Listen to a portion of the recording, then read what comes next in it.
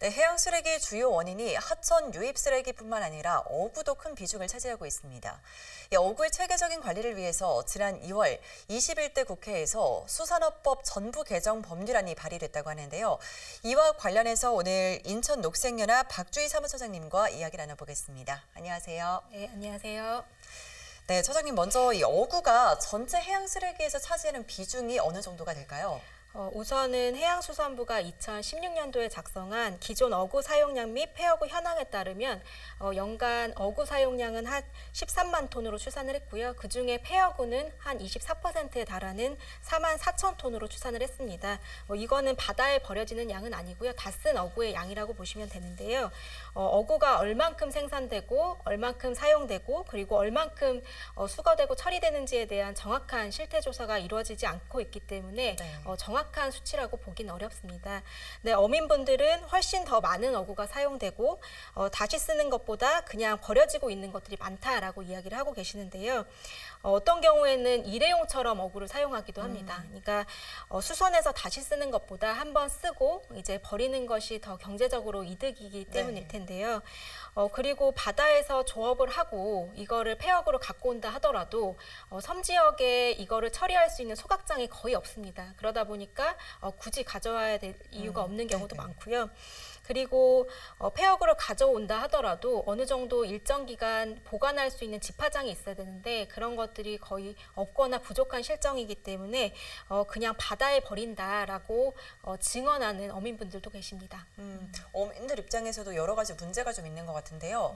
21대 국회에서 수산업법 전부 개정 법률안이 발의가 됐는데 이 법안이 어떤 내용을 주로 담고 있는 건가요? 우선은 아까 말씀드렸듯이 어구에 대한 실태 조사가 정확히 이루어지지 않고 있기 때문에 실태 조사할 수 있는 근거를 우선 마련을 했습니다. 그래야 지금 실제로 바다에 버려지는 양이 얼마나 되고 있는지 그리고 왜 이게 관리가 안 되고 있는지에 대해서 이제 추산할 수 있기 때문에 그런 내용이 담겨져 있고요.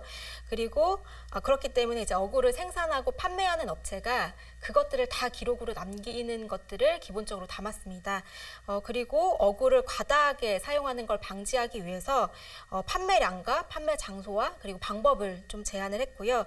그리고 어구의 소유자를 표시하는, 그러니까 어민분들이 쉽게 버릴 수 없도록 하는 어구 실명제 도입도 담았습니다. 그리고 행정기관 같은 경우에는 법적 근거를 많이 얘기하잖아요. 그래서 행정기관이 폐어구를 관리 처리할 수 있는 법적 근거도 마련을 했습니다. 그래서 뭐 폐어구를 직접 수거하도록 하는 명령을 내릴 수 있다라든지 아니면 직접 수거하거나 폐어구를 모아놓을 수 있는 집화장을 설치할 수 있다든지 이런 법적 근거를 담았습니다.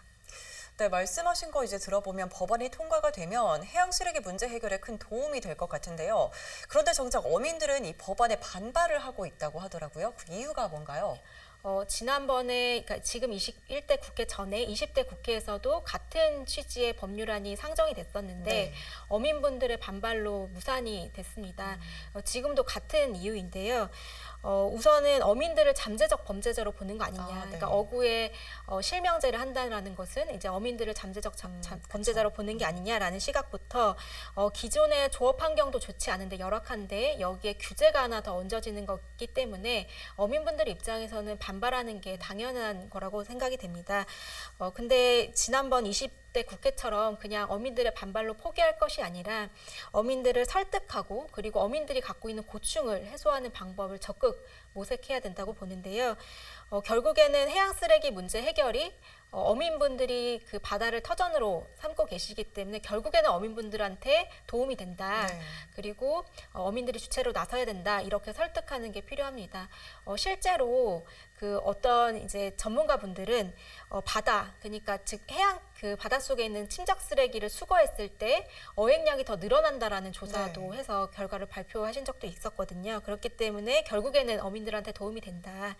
그래서 이번에 수산업법 개정안이 본회의 상정되고 통과돼서 이게 어민분들뿐만 아니라 결국엔 그 수산물을 먹고 사는 시민분들도 안전하고 이제 바른 먹거리를 이용할 수 있도록 꼭 법률안이 통과되었으면 좋겠다. 그래서 21대 국회의원분들과 그리고 시민분들도 많은 관심을 가져주셨으면 좋겠습니다. 네, 뭐 해양 쓰레기 문제는 결국에 근본적으로 해결돼야 하는 만큼 다 같이 관심을 모아야 할 때가 아닌가 싶습니다. 오늘 말씀 여기까지 듣겠습니다. 감사합니다.